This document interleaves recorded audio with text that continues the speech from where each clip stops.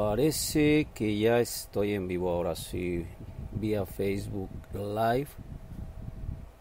Y también parece que ya estamos en vivo por la radio. Mensajes de amor para salvación. Ese es el nombre de la radio, hermanos. Muy buenas tardes. Estamos aquí una vez más de regreso, después de una semana cargada de mucho actividad por parte de la radio por internet, hermanos. Una semana en la que se vieron temas muy interesantes. Como ustedes ya lo saben, el tema fue de apologética cristiana o apología cristiana. Se vieron temas muy interesantes. Seguramente aprendieron algo nuevo, hermanos, y algo muy importante para que lo apliquen en sus vidas. Eso se los digo porque yo eso lo experimenté. Aprendimos cosas nuevas, cosas que nos van a ayudar en nuestra vida cristiana. Les saluda una vez más Uriel de la Rosa. Soy miembro de la Iglesia de Cristo que se reúne en West Palm Beach, Florida. La dirección es el 1014. Si tú vives aquí cerca, si vives en la región, bienvenido.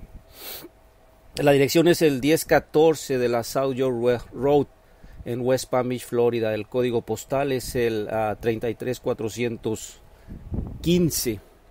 Y una vez más, lo repetimos, estamos transmitiendo en vivo. Sí, pero desde la ciudad de Boynton Beach, Florida, que es el lugar donde un servidor reside.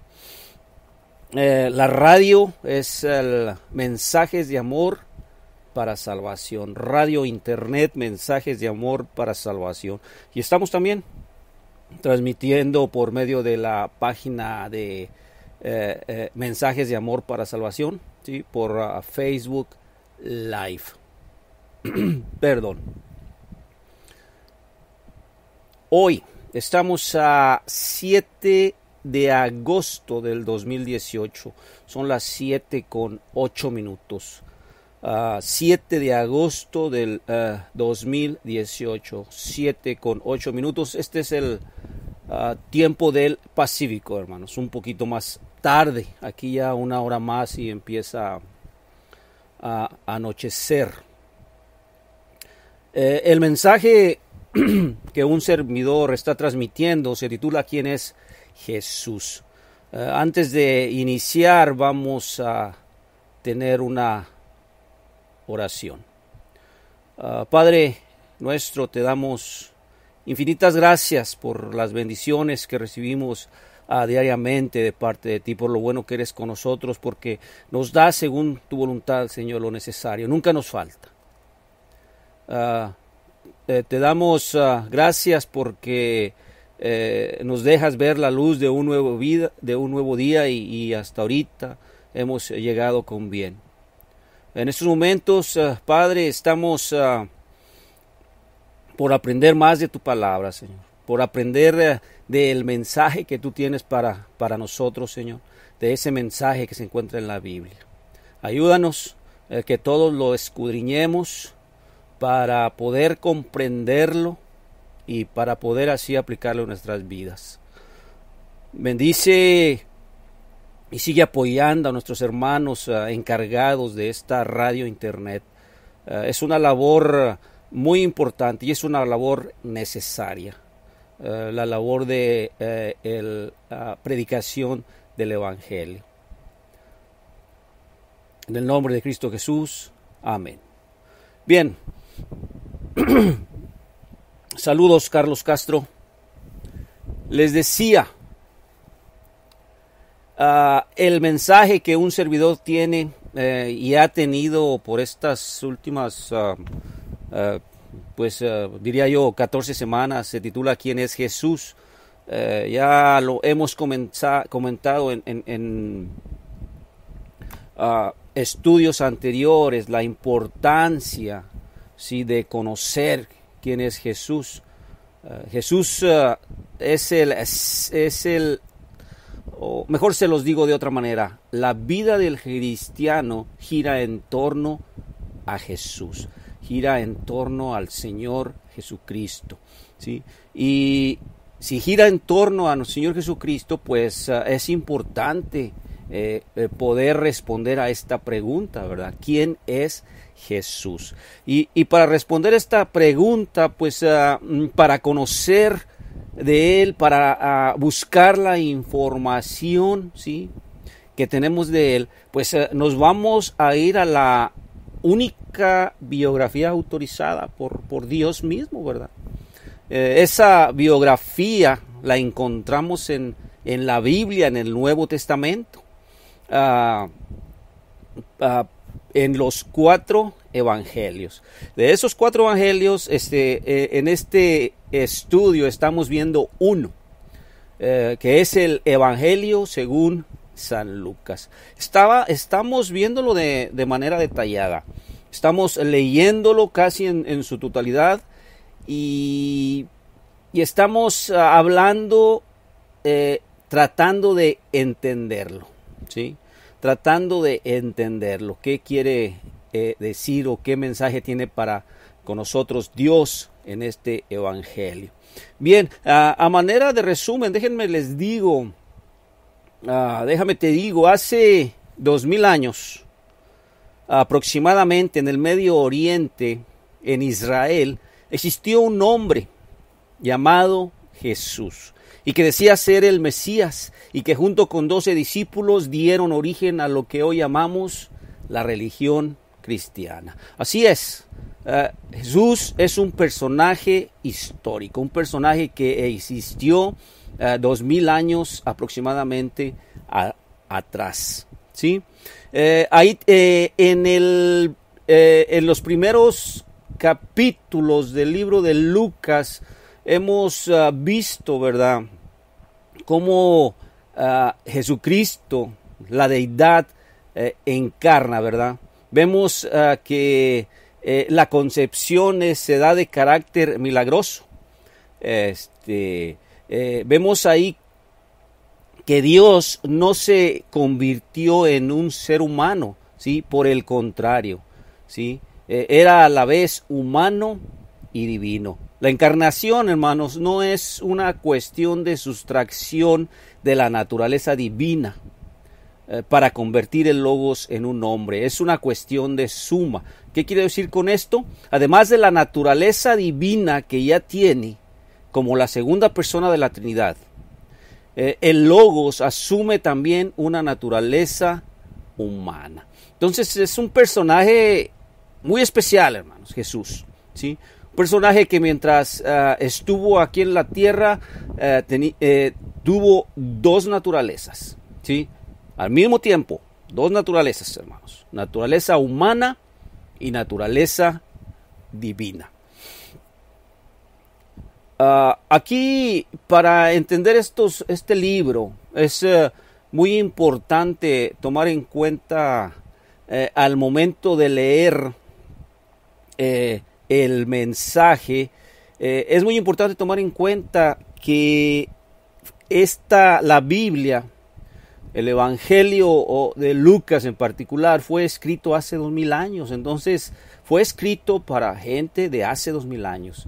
Y es muy importante tener conocimiento del entorno de hace 2000 años, ¿verdad? Por ejemplo, es muy importante conocer un poquito sobre los judíos. Es muy importante conocer sobre el imperio romano, que fue el imperio que estaba gobernando en ese tiempo. Es muy importante conocer algo de historia para poder comprender este libro y todos los libros del Nuevo Testamento, ¿verdad? Particularmente hablando los evangelios, ¿sí? Otro factor que es importante tomar en cuenta al momento de leer para comprender la Biblia es que el lenguaje elegido por Dios para comunicar el mensaje al ser humano fue el griego, ¿verdad? Este griego se llama, well, discúlpenme la pronunciación, es koiné o koine. ¿Sí? Los creyentes deben aprender a interpretar correctamente sus Biblias. Eso es vital para toda nuestra vida cristiana. Nuestras Biblias están escritas en español porque, pues, obviamente, somos hispanos, pero no fue escrita originalmente en nuestro idioma. El griego koiné es el idioma en el que está escrito el Nuevo Testamento. Koiné significa común. Y era el griego que todos hablaban, ¿verdad? Que el pueblo común hablaba en aquel tiempo. Actualmente ese idioma es catalogado como una lengua muerta, ya que no es utilizado por ninguna nación y comunidad. Entonces, aparte de algunos libros de historia, aparte de eso, hermanos, es bueno que en nuestra biblioteca tengamos por ahí, no sabemos y no somos expertos en el griego y para comprender la palabra de Dios no necesitamos estudiar el griego. Hay algunos diccionarios muy buenos de los cuales tú te puedes apoyar, ¿verdad? Para poder comprender el mensaje. Bien, nos quedamos o vamos a ver el día de hoy, vamos a iniciar ahí en el capítulo 5. Si tú tienes Biblia, te invito a que la abras ahí en el Evangelio según San Lucas, capítulo 5, ¿sí? Del 27 en adelante. ¿Sí? Lucas, capítulo 5, del 27 en adelante.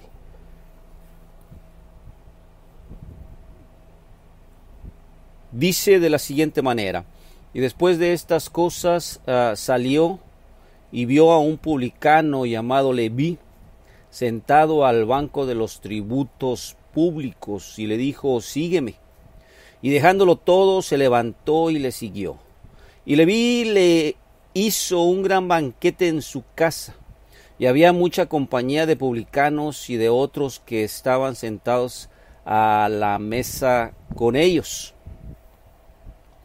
Y los escribas y los fariseos murmuraban contra sus discípulos, diciendo: ¿por qué coméis y bebéis con los publicanos y pecadores? Respondiendo Jesús les dijo: los que están sanos no tienen necesidad de médico, sino los que están enfermos. No he venido a llamar a justos, sino a pecadores al arrepentimiento. El llamado de Mateo, llamado también Leví. ¿Y qué sabemos de él? ¿Qué dice la Biblia? Bueno, su padre se llamaba Alfeo, ¿sí? Vemos también que sin duda tenía habilidad para la escritura y tenía capacidad para guardar o mantener registros, ¿sí? Aparentemente tenía amplio conocimiento en los escritos del Antiguo Testamento. De hecho, él es el que da más citas sobre el Antiguo Testamento en su Evangelio. Y también vemos que su trabajo, a lo que se dedicaba, ¿sí? Era recaudador de impuestos. Y vemos que deja esa posición muy lucrativa, que dejaba mucho dinero para seguir a Jesús. ¿Qué era un publicano? Un publicano era un personaje sumamente odiado por el pueblo. El pueblo no lo quería. Los miraban con desprecio, ¿sí? Con coraje. Los trataban de lo peor. Eran personas muy egocéntricas, o sea, ellos, solamente ellos y solamente ellos y solamente ellos. ¿Sí? No eran muy religiosos. eran muy interesados. Ellos nada más el signo de pesos lo tenían aquí en la frente, ¿sí? Pero sin embargo, como lo vemos aquí en este relato y en otros, en los evangelios, vemos que ellos también eran más propensos que otras personas judías para arrepentirse. Eran más propensos a arrepentirse que los fariseos. Estos personajes eran los encargados de recolectar impuestos para el Imperio Romano.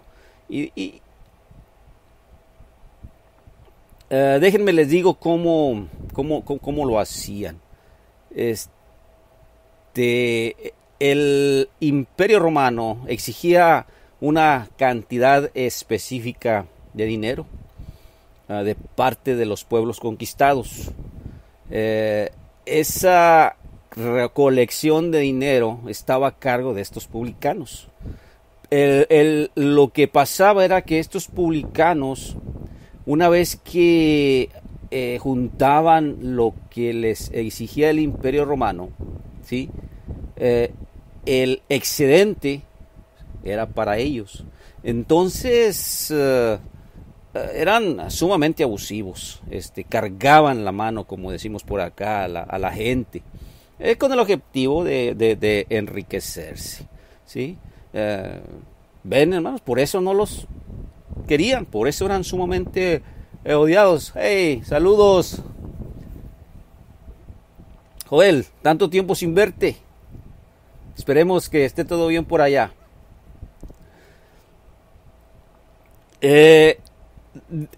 Les decía, los recolectores debían asegurar esta cantidad. Todo lo que podían recaudar por encima de este dinero, podían mantenerlo, sí, como su salario. Muchos recaudadores de impuestos se hicieron expertos en el fraude. Pues sí, ¿verdad? Típico. La extorsión y la manipulación. Y algunos de ellos se hicieron muy ricos, ¿sí? Los judíos los consideraban traidores, les digo, de lo peor, ¿verdad?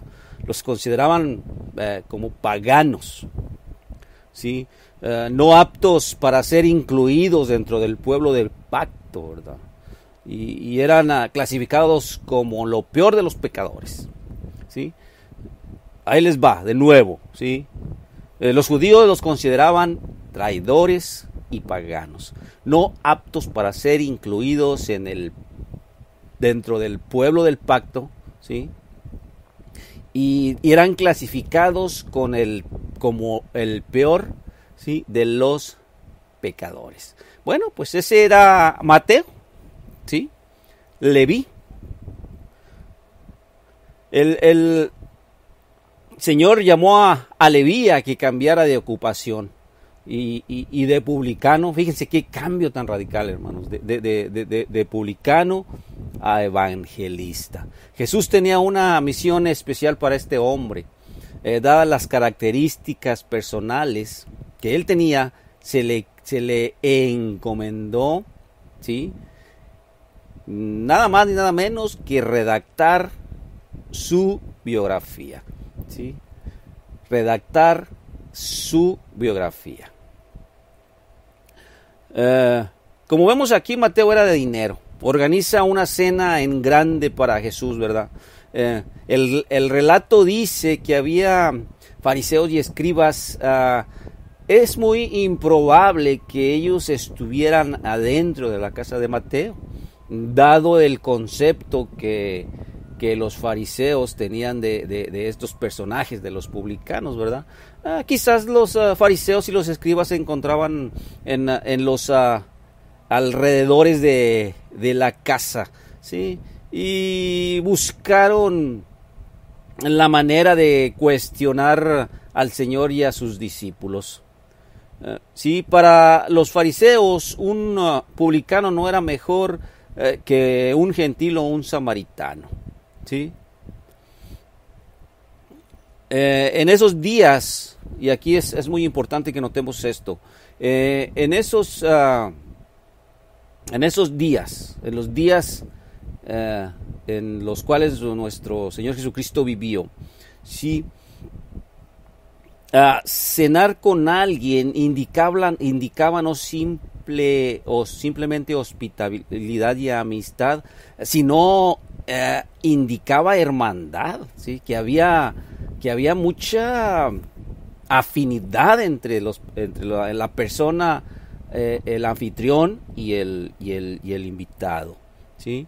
Cuando una persona era invitada a cenar, ¿sí? Esta invitación tenía mucho significado, ¿sí? La gente asumía que tanto el anfitrión, ¿sí? En este caso Mateo, como el invitado, que es nuestro Señor Jesús, estaban de común acuerdo en temas relacionados con religión, con política, ¿verdad? En temas sociales, ¿sí? Los fariseos consideraban a los recaudadores y a los pecadores anatemas, o sea, casos perdidos, que ya no tenían ningún remedio. ¿Sí? Sí. Casos que ya no tenían ningún remedio, perdidos completamente. Entonces, por lo tanto, aquí viene lo importante, ¿sí? Por lo tanto, los fariseos asumieron que Jesús estaba tolerando, ¿sí?, el pecado de Mateo, ¿sí? Y él mismo se estaba denigrando al asociarse con Mateo, con un publicano, ¿sí? Los rabís solo se asociaban, ellos eran muy, olvídate, un fariseo o un rabí, ellos solo se asociaban con gente justa, ¿sí? Con gente que no pecaba, entre comillas, ¿verdad? Ellos para nada tenían interés por el estado espiritual de las personas. Su más alta prioridad, la de los fariseos, era salvaguardarse, ¿sí?, de ellos mismos, ¿verdad? Mantenerse puros, entre comillas, alejados de pecadores. ¿Cómo se iban a mantener puros? Pues alejarse de pecadores.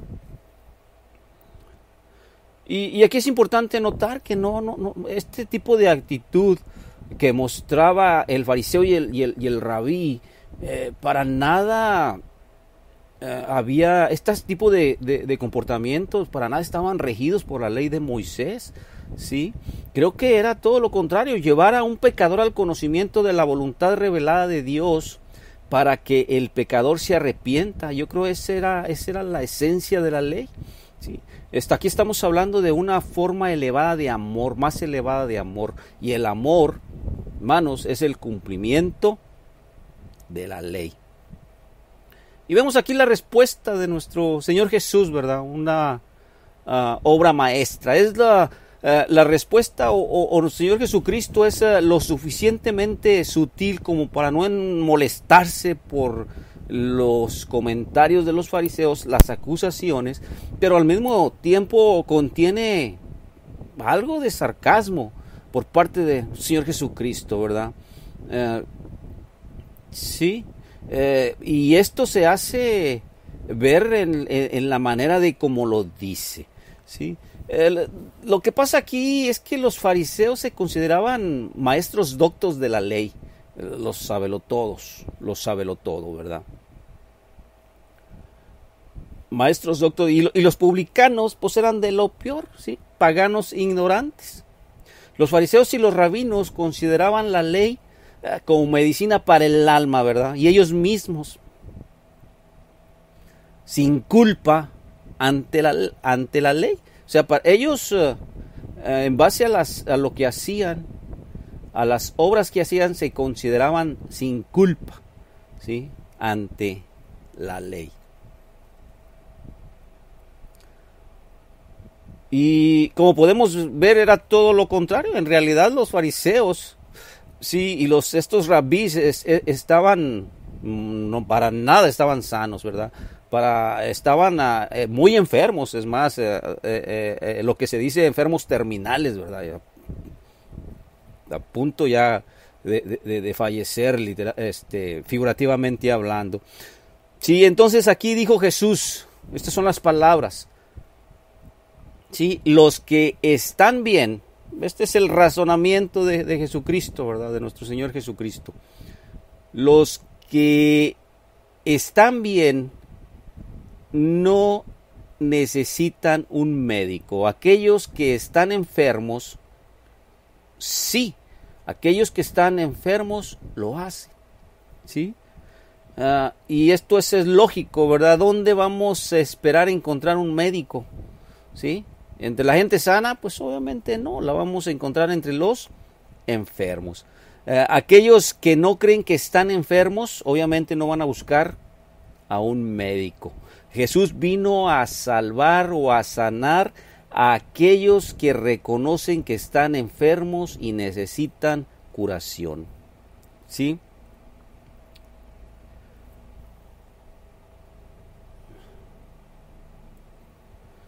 Los publicanos, en este caso, ellos sí reconocen que son pecadores y quieren ayuda.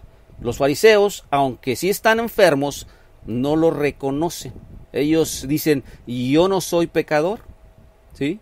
Por lo tanto, no quieren ayuda y nunca la quisieron, ¿sí? Y entonces esa es la razón por la que Jesús comió con los pecadores y los publicanos. Si debemos de llevar personas a Jesús para la salvación, debemos encontrar aquellos que reconocerán que son pecadores, ¿sí? Aquellos que piensan que pueden ser salvados por ellos mismos, como en el caso de los fariseos, ¿sí? O por alguien que no sea Jesús, pues son como los fariseos, ¿sí?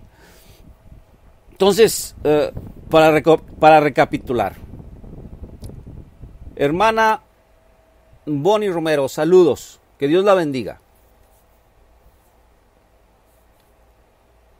Juan Celaya, que Dios te bendiga. ¿Sí? Entonces, aquí a manera de sumario, para recapitular, solo hay una forma de encontrar pecadores: hacerse amigo de ellos, ¿sí? Asociarse con ellos, presentárselos a Jesús. Amar a los pecadores, esto es muy importante. Amar a los pecadores no significa que condonamos su pecado. Comer con pecadores y asociarse con ellos en ciertas situaciones no significa que seamos contaminados. Obviamente no vamos a participar de lo que ellos hacen. Es importante comprenderlos y entenderlos, la situación bajo la cual están, ¿sí? El apóstol Pablo sabía que los cristianos serían forzados en ciertas situaciones de la vida cotidiana a asociarse con pecadores, ¿sí?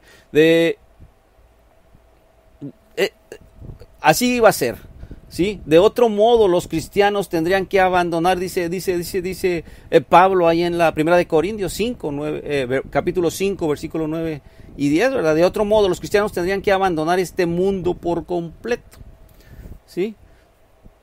Hermanos, hay mucha necesidad en este mundo. Miles de pecadores quieren conocer a Jesús. Si los cristianos nos retiramos en pequeños clubes monásticos, ¿sí? Y no nos mezclamos con nadie más, ¿sí? ¿Cómo se presentará el evangelio a toda la persona que tiene necesidad? ¿Sí? Es muy importante esto, que no nos enterremos en nuestro mundo, ¿sí? Y creer que es suficiente para estar bien y para lograr el premio, para lograr la vida eterna. Creo que es importante que donde quiera que estemos seamos luz, ¿sí? Que sobresalgamos, ¿sí? Es importante que donde quiera que estemos digamos, que digan, esta persona, esta mujer o este hombre es diferente y él dice que es cristiano. De hecho, déjenme decirles, y es algo muy importante que nosotros debemos de tomar en cuenta. Si tú te dices cristiano, si yo me digo cristiano, toda la gente a tu alrededor está con los ojos, está con la mirada sobre de ti, sobre el de mí. Porque están viendo, tú no te das cuenta, yo no me doy cuenta, pero están viendo qué haces y qué no haces, ¿sí? Entonces, es muy importante aquí que como cristianos seamos congruentes y tengamos en mente que es importantísimo predicar el evangelio, ¿sí? ¿Cómo lo podemos hacer? Bueno, pues en tu trabajo, en tu colonia, en el medio donde vives, ¿sí? Tú te vas a enterar y sabes de personas que verdaderamente necesitan del Evangelio, verdaderamente necesitan conocer a Jesús como su Salvador, ¿sí? Ahí es cuando nosotros tenemos la responsabilidad de predicarles, ¿sí? Pero dice por ahí un dicho que encontré, si no eres congruente con lo que piensas, pues ni 1000 palabras van a persuadir a las personas. Es muy importante ser congruentes. Si nos decimos cristianos, ser congruentes,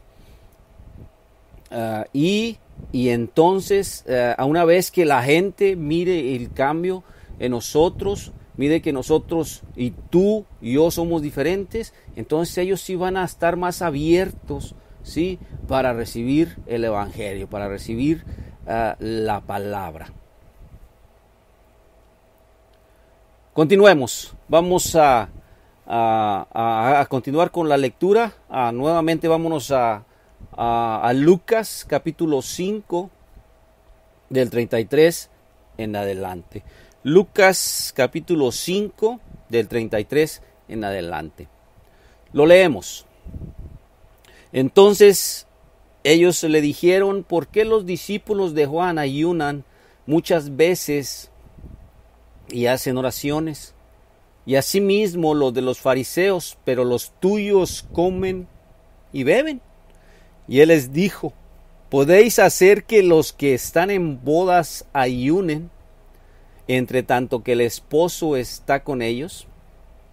Pero los días vendrán cuando el esposo les será quitado, entonces en aquellos días ayunarán. Y les dijo también una parábola: nadie pone remiendo de paño nuevo en vestido viejo, de otra manera el nuevo lo rompe. Y el remiendo sacado del nuevo no armoniza con el viejo. Y nadie echa vino nuevo en odres viejos, de otra manera el vino nuevo romperá los odres, y el vino se derramará, y los odres se perderán. Mas el vino nuevo en odres nuevos se ha de echar, y ambos se conservan. Y ninguno que bebiere el añejo quiere luego el nuevo, porque dice: el añejo es mejor. ¿Qué quiere decir nuestro Señor aquí? ¿Qué quiere decir? ¿Sí? Bueno, para empezar, déjenme decirles, ¿verdad? Mateo y Marcos indican que los discípulos de Juan se unen a los fariseos para cuestionar a los discípulos de Jesús, ¿sí? Aparentemente también formaban parte del grupo que se encontraba fuera de la casa de Mateo. Y déjenme decirles algo, por ahí también leí que era costumbre muy usual que en las casas de los ricos, donde tenían festines y comidas, era muy usual que las personas que no habían sido invitadas se juntaran alrededor de las casas y estuvieran observando, ¿sí?, a manera de entretenimiento. Entonces, seguramente eso es lo que estaban haciendo tanto los fariseos, porque olvídate, un fariseo nunca iba a entrar a la casa de un publicano. Tanto los fariseos como los rabís y también algunos discípulos de Juan. De hecho, si Juan el Bautista hubiera estado libre, yo creo ni siquiera habría asistido a algo parecido.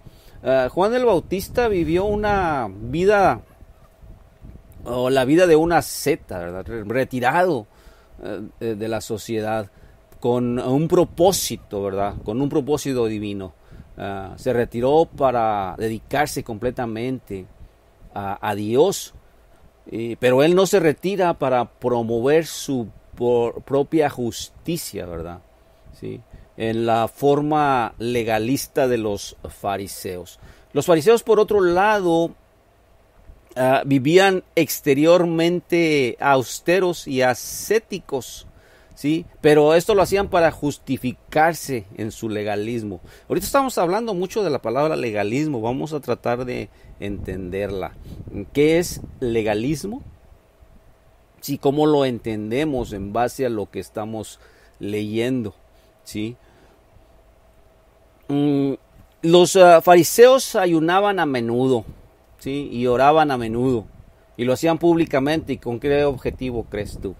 Bueno, pues de verse vistos, ¿sí? Les gustaba que los vieran, les gustaba que sentirse justos, les gustaba sentirse que no eran pecadores. Hasta cierto punto, el como eran los fariseos, pues era una forma modificada de monasticismo, ¿verdad? Esto lo hacía para que los hacía parecer justos, ¿sí? Incapaces de tolerar a los pecadores. Pero aquí vemos algo muy importante, ¿verdad? Aquí la pregunta es, ¿por qué no ayunan tus discípulos? ¿Sí? Los discípulos de Juan el Bautista, los fariseos, sí ayunan, pero tus discípulos no ayunan. Entonces aquí vamos a hablar un poquito sobre el ayuno, ¿sí? ¿De dónde se originó la idea del ayuno? Bueno, déjenme decirles, hermanos, que su origen es espiritual, ¿verdad? Óiganlo, su origen es espiritual y no dietético. Cuando escuchamos la palabra ayuno, lo primero que nos viene a la mente es su significado dietético, ¿sí? Ayuno, no comer, ¿verdad? Abstenerte de alimentos, ¿sí? El mandamiento de la ley, ¿sí? Que era que el adorador hebreo, el adorador hebreo debería, aquí hay una palabra que es en hebreo es iná, es I-N-N-A-H, iná, ¿sí? Y esa palabra significa afligir, ¿sí? Entonces el adorador hebreo debería de afligir el alma. Y eso lo tenemos ahí en Levítico 16, ¿sí? Del 29 al 34. ¿Sí? Levítico 16 del 29 al 34. ¿Sí?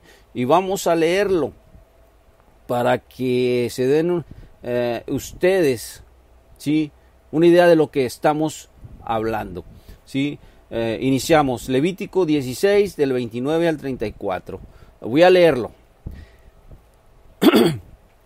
Y esto tendréis por estatuto perpetuo: en el mes séptimo, el día 10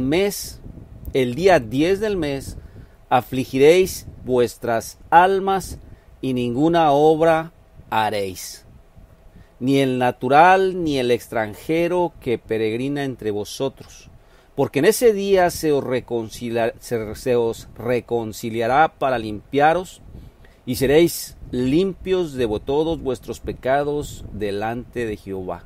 El 31 dice: sábado de reposo será para vosotros. O sea, este era otro reposo. Sí, aquí no está hablando del sábado, del séptimo día, ¿verdad? Que era el reposo para los judíos, ordenado por Dios, ¿no? Aquí estamos hablando de otro sábado, de otro tipo de reposo, ¿sí? Dice: y afligiréis vuestras almas por estatuto perpetuo. Y hará la reconciliación el sacerdote que fuere ungido y cuya mano hubiere sido consagrada para ser sacerdote en lugar de su padre. Y se vestirá las vestimentas de lino, las vestiduras santas. Y hará expiación por el santuario santo. También hará expiación por el tabernáculo de la congregación y por el altar. Además hará expiación por los sacerdotes y por todo el pueblo de la congregación. y esto tendréis por estatuto perpetuo para hacer expiación por los hijos de Israel por todos sus pecados una vez al año. Y Moisés lo hizo como Jehová le mandó. Bien, esto es lo único que encontramos en referencia al ayuno. ¿Sí? Como podemos ver, es un ayuno y se debe de entender como un ayuno espiritual. ¿Sí? Un ayuno espiritual, afligir el alma. Y lo hacían una sola vez al año, ¿sí? Que era el día en que el sacerdote presentaba ofrendas para expiación de los pecados de todo el pueblo, así una vez al año. Realmente no había instrucciones específicas sobre la abstinencia en el mandamiento original, ¿sí? La palabra hebrea para ayuno, ¿sí? Es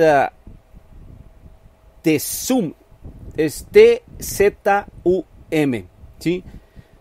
Esa es la palabra hebrea para ayuno, ¿sí? Pero esta palabra no se usa en los primeros 6 libros del Antiguo Testamento, ¿sí? Aparentemente la instrucción en el Pentateuco para afligir el alma llegó a interpretarse como que significaba abstenerse de comer y otras cosas demás, ¿sí?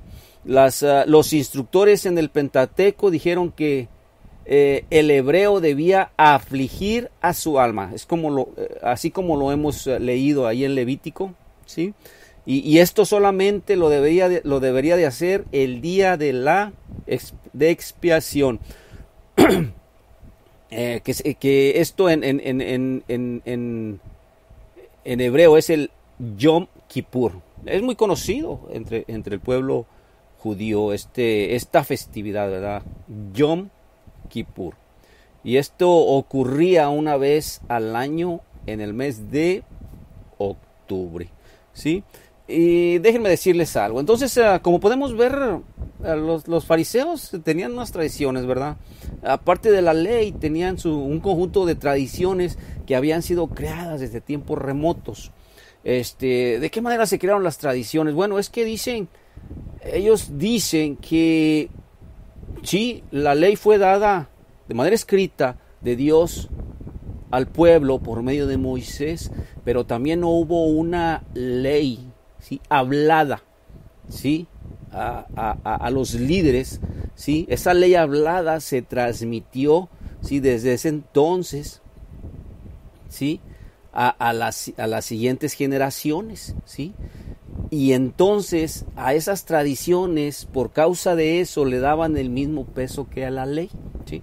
De hecho, era muy importante, muchas veces eran más importantes las tradiciones que habían sido creadas por los fariseos, ¿sí?, años atrás, que la misma ley. Y por cierto, eso lo vamos a ver más adelante. Bueno, dentro de esas tradiciones, los fariseos ayunaban 2 veces a la semana, ¿sí? Los fariseos ayunaban 2 veces a la semana. Pero bueno, yo me río porque a veces como lo leo me lo imagino y digo, ay, estos personajes sí eran muy peculiares, ¿no? Eran muy característicos, ¿sí? Lo hacían de tal manera que todo el mundo se enterara, ¿sí? El día que ayunaban se ponían, vamos a decirlo, como un vestido no sus vestidas de gala, no, se ponían como un vestido de manta, ¿sí? El día que ayunaban, el vestido de manta, se llenaban de ceniza su cara, se desfiguraban su pelo, ¿sí? Si tenían el pelo largo se lo desfiguraban, sus barbas todas se las desalineaban y andaban así, bien por la calle para que los vieran que estaban ayunando, ¿sí? Entonces ayunaban 2 veces por semana. Pero aquí la respuesta que les da nuestro Señor Jesús no era para abolir el ayuno, ¿sí? De hecho, como podemos ver en algunas citas, él mismo ayunó, ¿sí? Ahí lo vemos en Mateo 4, versículo 2, sí, que dice, después de que hubo ayunado 40 días y 40 noches, tuvo hambre. Después de que hubo ayunado 40 días y 40 noches, tuvo hambre. Y también nuestro Señor Jesucristo dijo en el 6:17, ahí en Mateo 6:17 encontramos lo siguiente. Dice, pero tú cuando ayunes, unge tu cabeza y lava tu rostro, para no parecer a los hombres que ayunas, sino a tu Padre que está en secreto, y tu Padre que ve en lo secreto te recompensará en público. Mateo 6, versículos 16 y 18. Voy a leerlo de nuevo. Dice, pero tú cuando ayunes, unge tu cabeza y lava tu rostro, para no parecer a los hombres que ayunas, sino a tu Padre que está en secreto. Y tu Padre que ve en lo secreto te recompensará en público. ¿Sí? Entonces, ¿qué entendemos aquí? Bueno, aquí está indicando básicamente que va a haber veces cuando el cristiano tiene que ayunar, ¿sí? Ayunar o afligir el alma, ¿sí? Se puede hacer en tiempos de depresión espiritual, ¿sí? En tiempos de sufrimiento, en tiempos en los que tú consideras que es importante pedirle a Dios algo, ¿sí? En tiempos en que tú sientas que te estás alejando y que necesitas tener una reconciliación con Él, bueno, pues ayuna, reconcíliate con Dios. En esos momentos en los que estás ayunando, comunícate con Él a través de la oración, ¿sí? Pídele que te fortalezca. Lee la palabra de Dios, escucha el mensaje que Él tiene a través de la palabra de Dios, ¿verdad? Para ti. Entonces es muy importante, o sea, el ayuno es dentro del pueblo cristiano, está vigente y el ayuno bajo ciertas circunstancias pues es importante. ¿Sí? Acuérdate, debe de hacerse de manera espontánea, ¿verdad? De manera exclusiva. ¿Qué quiero decir con esto? Bueno, únicamente que tu Dios y tú lo sepas. Dios y tú, ¿sí? No fingida o para que te miren, ¿sí? Y mucho menos no puede de manera arbitraria y legalista, ¿sí? Ser regulada por tradiciones humanas, ¿sí? No puede de manera arbitraria y legalista ser regulada por tradiciones humanas. Bien, entonces, ¿qué respuesta les da aquí Jesús? ¿Sí? En el 5:34, ¿qué respuesta les da? Dice, pero los días vendrán cuando el esposo le será quitado. Entonces, en aquellos días, desde el 34, hermanos, 5:34, y él les dijo, después de que fue cuestionado, y él les dijo, ¿podéis hacer que los que están en bodas ayunen, entre tanto que el esposo está con ellos? Pero los días vendrán cuando el esposo les será quitado, entonces en aquellos días ayunarán. ¿Sí? En pocas palabras, no era necesidad de ayuno. Él estaba con ellos, ¿verdad? Y estar con ellos era motivo de gozo. Pero iba a venir el tiempo cuando él no iba a estar, ¿sí?, con ellos por un corto tiempo, que fue cuando fue aprendido y cuando murió, ¿sí? Y entonces, ¿sí?, cuando Él no esté con ellos, esa será ocasión para ayunar de parte de los discípulos. ¿Sí? Esa es la respuesta que les da, ¿sí?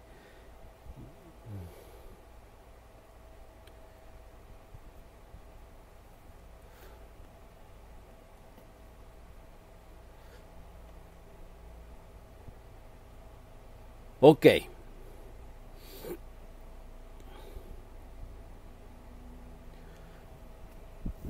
El 36 dice 5:36. Yo creo ya no lo vamos a alcanzar a ver, hermanos. Vamos a verlo la próxima semana.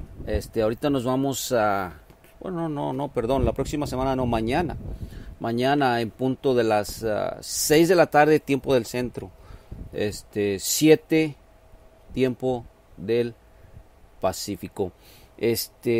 Vamos a ver aquí y analizar los versículos del 36 al 39.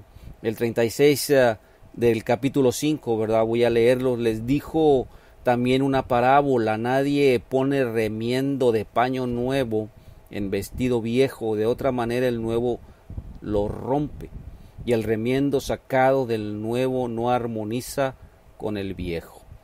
Y nadie echa vino nuevo en odres viejos, de otra manera el vino nuevo romperá los odres, y el vino se derramará, y los odres se perderán. Mas el vino nuevo en odres nuevos se ha de echar, y ambos se conservan. Y ninguno que bebiere el añejo quiere luego el nuevo, porque dice: el añejo es mejor. ¿Qué quiere decir aquí el Señor Jesucristo? ¿De qué está hablando? ¿Cómo entendemos esta parábola? ¿Sí? Aquí vamos a hablar de legalismo, ¿verdad? ¿Qué significa la palabra legalismo? Hemos visto que los fariseos eran unas personas muy legalistas. ¿Sí? ¿Qué entendemos por eso? ¿Sí? ¿Qué quiere decir eso? En estos tiempos modernos en los cuales estamos ahorita, o sea, al día de hoy, ¿sí?, hay legalismo. Podríamos caer en el error del legalismo de los fariseos siendo cristianos. Hay algunos grupos que empeñados en seguir con ciertas tradiciones o con ciertos reglamentos se convierten en legalistas, ¿sí? ¿Qué entendemos? ¿Qué entendemos? ¿Cómo podemos comprender eso? Eso lo vamos a ver mañana. Nada más déjenme comentarles algo.